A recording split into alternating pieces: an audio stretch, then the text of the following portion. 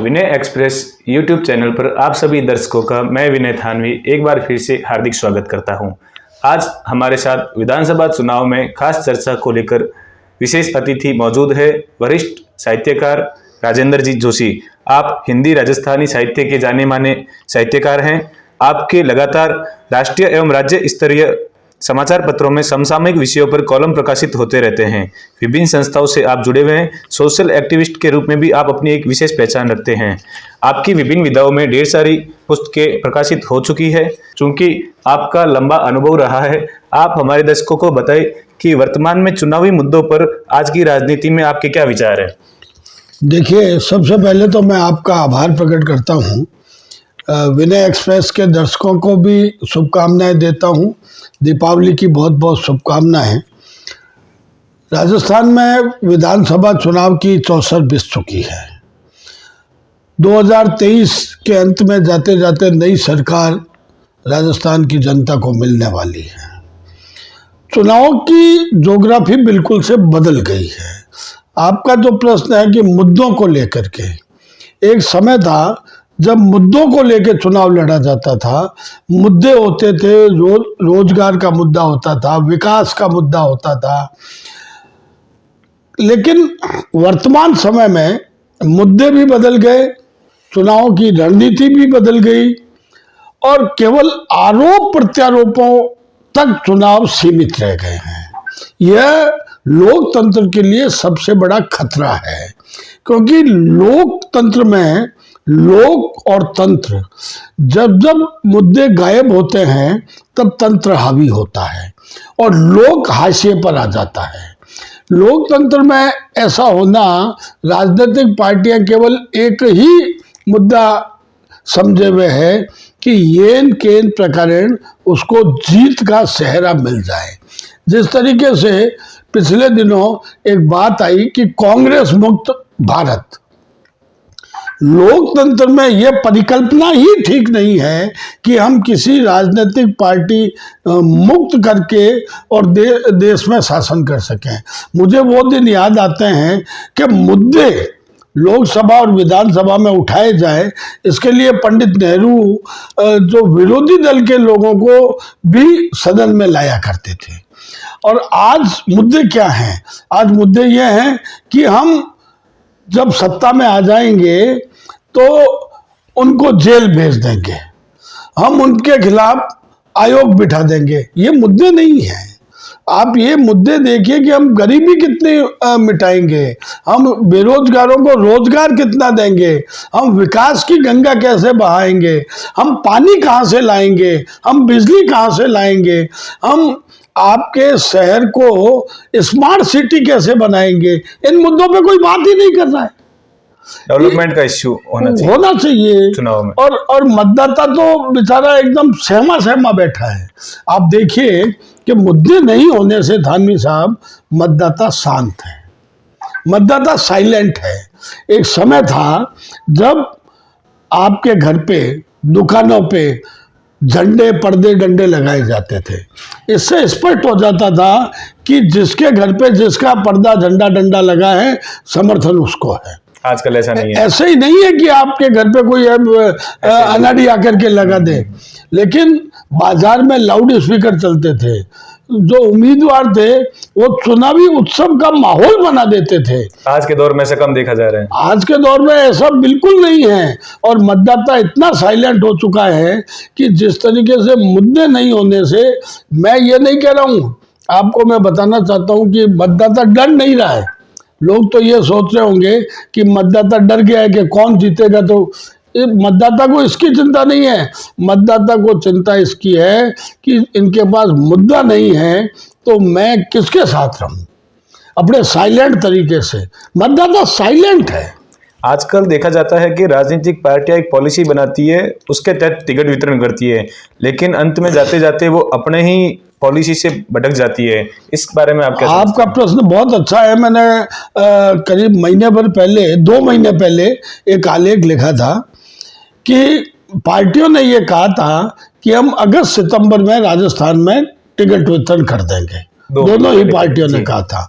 और मैंने उसी समय एक आलेख लिखा था, वो मैं आपके दर्शकों से साझा करना चाहता हूं, कि मैंने लिखा था कि पार्टियां जब आचार संहिता लागू हो जाएगी उसके बाद उम्मीदवार घोषित करेगी। पार्टियां डरती है कि अगर अमुक पार्टी ने अगर किसी को टिकट दे दिया तो उसके बराबर का आदमी लाना पड़ता है, वो किस समुदाय का वो टिकट दे रहे हैं, तो उसी समुदाय के व्यक्ति को दूसरी पार्टी टिकट देना चाहती है। और पार्टी के लिए कोई उम्मीदवार महत्वपूर्ण नहीं है, पार्टियां केवल टिकाऊ और जिताऊ को ही टिकट वितरण करती है। और उस समय ये भी कहा था कि हम 70 साल से बड़े को टिकट नहीं देंगे, कोई पार्टी ने कहा 75 साल से बड़े को टिकट नहीं देंगे। मैंने फिर भी कहा था कि उम्र कोई बाधा नहीं है, और 2 बार हारा हुआ भी बाधा नहीं है, ये कोई बाधा नहीं है पार्टियों के लिए। पार्टियां और ये लोकतंत्र के लिए सबसे बड़ी गड़बड़ बात है। इससे होता क्या है कि नए लोग आते नहीं हैं, नई फौज कहाँ से आएगी, क्योंकि आप तो उसकी उम्र नहीं देख रहे हैं। 90 साल के आदमी को भी टिकट दे दिया आपने, और ये औरों को कि आप तो परिवारवाद। मैं तो कहता हूँ किसी भी पार्टी में हमारे एक उम्मीदवार अस्पताल में भर्ती है, वो अपना स्वास्थ्य लाभ ले रहे हैं, तो कि नहीं, टिकट तो इनके परिवार में से ही देना है। तो जो पार्टियों की व्यवस्थाएं हैं, और अब आप देखिए कि तीसरी पीढ़ी चुनाव में आ चुकी है जी, तीसरी पीढ़ी चुनाव में आ चुकी, लेकिन है उसी परिवार की। तो ये पार्टियों का आईना जो है वो सबके सामने आ चुका है। वर्तमान दौर में चुनाव जीतना ही एक महत्वपूर्ण आधार समझती है पार्टियां, विचारधारा प्रमुख होती है, या कैसे ही करके चुनाव जीतना महत्वपूर्ण मुद्दा है? आप अपनी राय बताएं। देखिए धानी साहब, आपने बहुत महत्वपूर्ण प्रश्न उठाया है। एक समय पहले बीजेपी को कैडर बेस्ड पार्टी कहा जाता था और कांग्रेस को मास बेस्ड पार्टी कहा जाता था, परंतु उस कैडर बेस्ड पार्टी में मास बेस्ड पार्टी के 50% से अधिक लोग आ गए। धीरे धीरे पार्टियों ने जो दल बदल किया, तो वही तो लोग उसमें हैं। तो कहाँ से विचारधारा होगी? विचारधाराओं का मामला खत्म हो चुका है। चुनाव जो हो रहा है वो केवल हिंदुइज्म पे नाम पे लड़ा जा रहा है, बल्कि चुनाव लड़ा जाना चाहिए धर्मनिरपेक्षता के नाम पे, तब विचारधारा खुल करके आती है। अब केवल मुद्दा जो है, विचारधारा जो है, वो देश के अंदर हिंदुइज्म का आ गया। पार्टियां जातीय आधार पर टिकट वितरण करती है, सभी पार्टियां करती है, सभी पार्टियां। कोई मैं या जब पार्टी की बात करता हूं तो किसी एक पार्टी के लिए बात नहीं करता हूं। और इस तरीके से इस देश में, जो कि हमारे देश की नींव पड़ी थी, संविधान की का गठन हुआ था, तब हमने ये परिकल्पना की थी कि धर्मनिरपेक्ष राज्य होगा। और दूसरी बात, आपने प्रश्न कर लिया है तो मैं एक प्रश्न और आपको बताना चाहता हूं कि धर्मनिरपेक्ष के साथ साथ कल्याणकारी राज्य है हमारा, वेलफेयर स्टेट है। लेकिन आप देख रहे होंगे सिक्योरिटी के मुद्दों बिल्कुल अब कोई बोल ही नहीं रहा है। अब इन मुद्दे पे कोई राजनीतिक पार्टी बात नहीं कर रही है।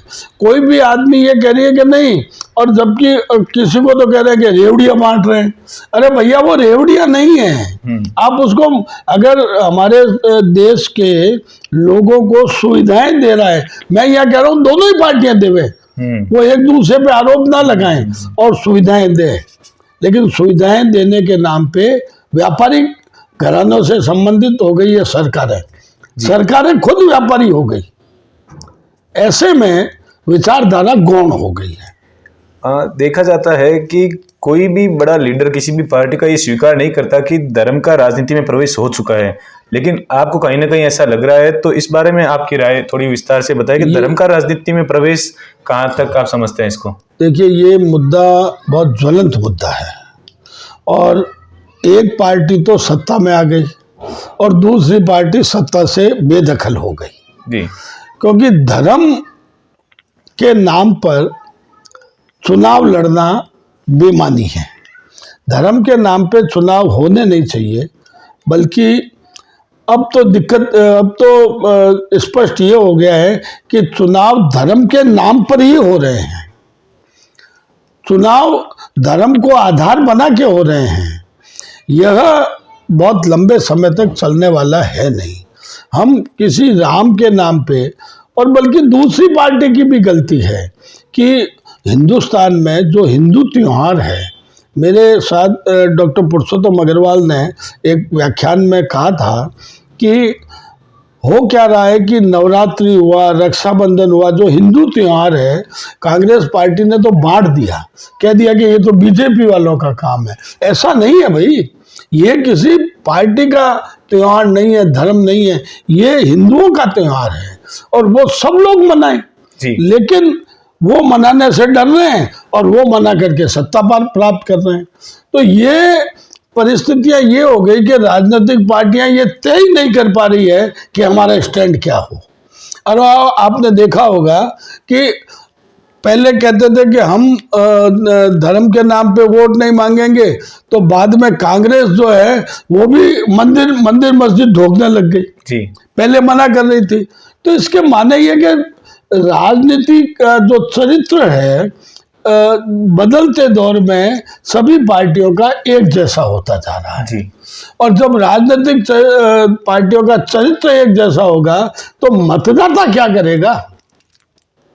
और टिकट भी जो है वो धर्म के आधार पे दिए जा रहे हैं जी। ये लोकतंत्र के लिए अच्छी बात नहीं है। आपका लंबा अनुभव रहा है साहित्य के क्षेत्र में, सार्वजनिक क्षेत्र में, और अनेक आपने बैठ के मीटिंगें, सभाएं अटेंड की है और अनेक व्याख्यान दिए होंगे। अब बीकानेर की 7वां विधानसभा क्षेत्र को आप किस प्रकार समझते हैं, हमारे दर्शकों को विस्तार से बताएं। हाँ, ये हमारे दर्शक जानना भी चाहते हैं। देखिए कि अब बीकानेर जिले में 7 विधानसभा क्षेत्र हैं जी। और 7 विधानसभा क्षेत्र में सबसे रोचक बात यह है कि पिछले 1980 से लेकर के, मैं 1980 से 2023 को जोड़ रहा हूँ जी।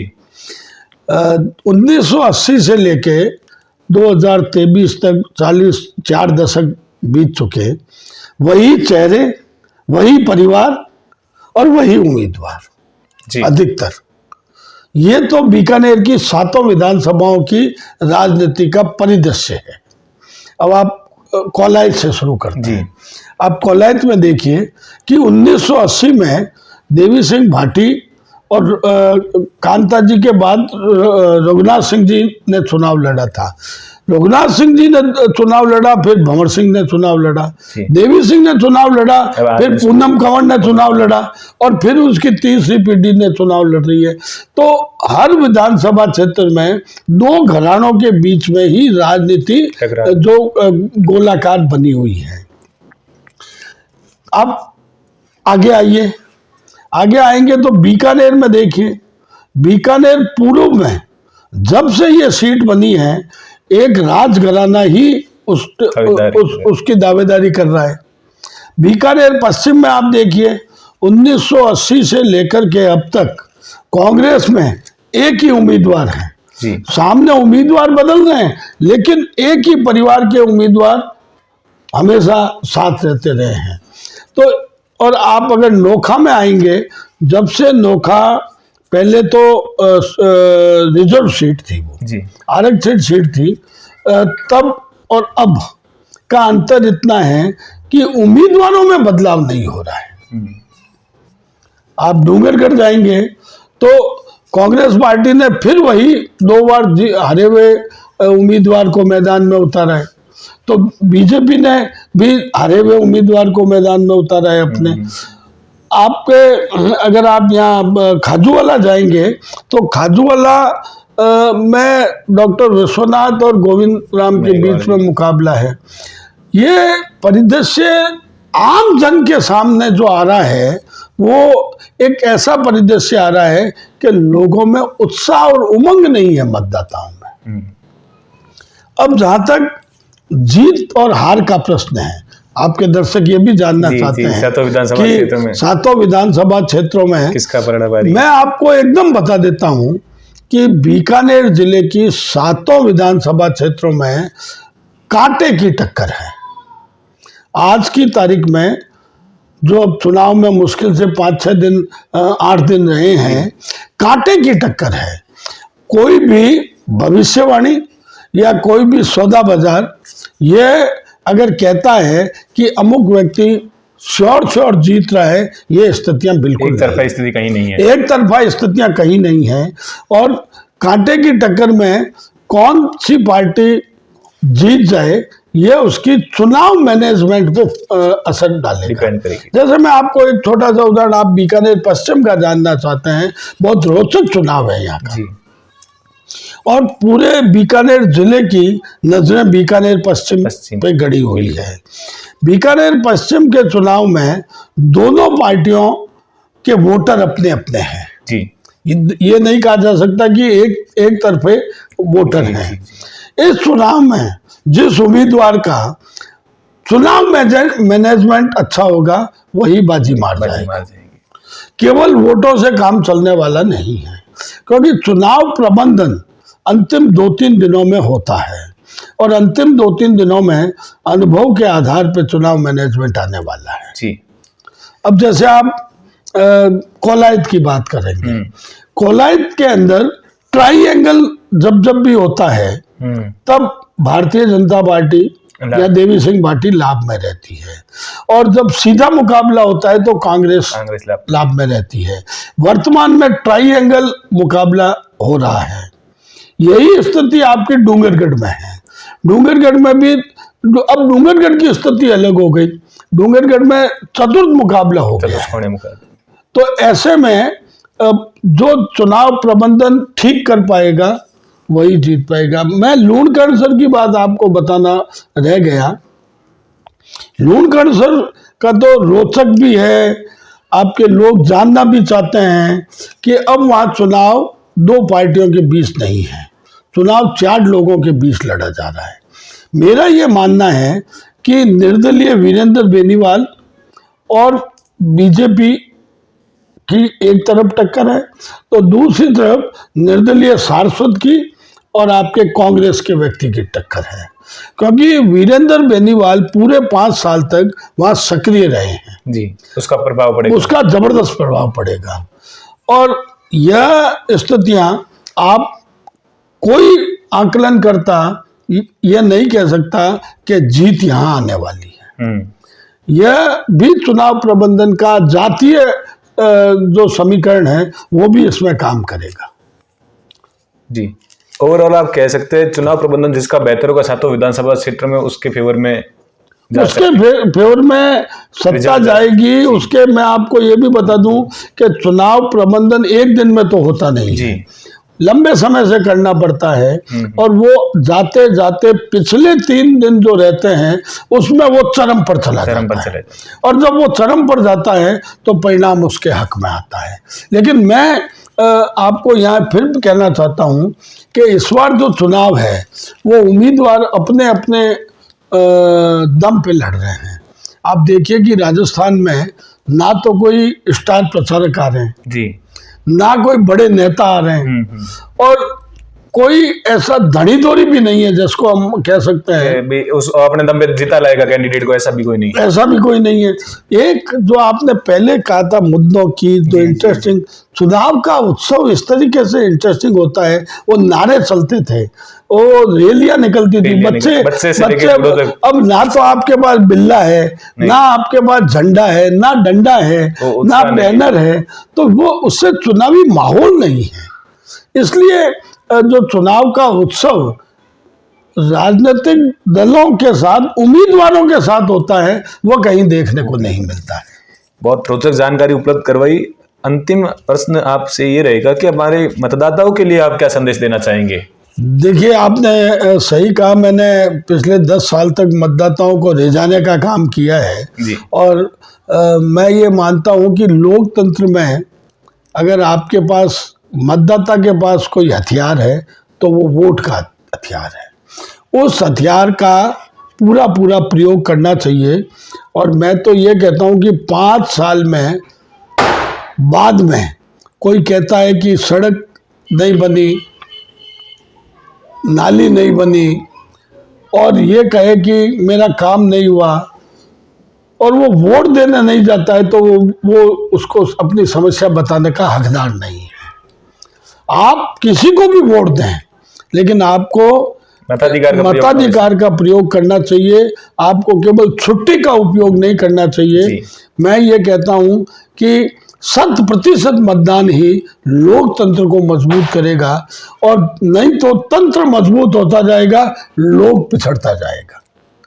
बहुत बहुत धन्यवाद, आपने समय दिया। Thank you very much.